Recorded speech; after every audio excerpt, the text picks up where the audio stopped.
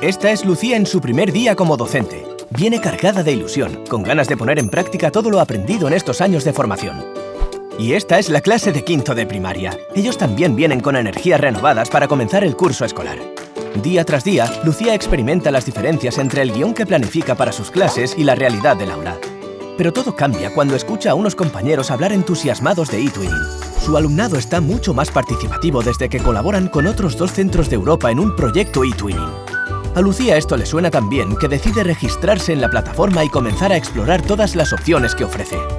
Hay formación tanto en línea como presencial. Con el curso online en que se inscribe, explora todas las funcionalidades de eTwinning. En los foros de búsqueda, encuentra a los que serán los socios de su primer proyecto, pero además se une a un grupo en el que se tratan aspectos interesantes que le pueden servir de ayuda con su clase de quinto C. También acude al portal nacional en busca de ideas de proyectos y allí encuentra mucho más. Materiales de ayuda, proyectos premiados, tutoriales, reconocimientos, todo un mundo de posibilidades a su alcance. Ha pasado un año y hoy Lucía guía a los nuevos docentes en su primer día.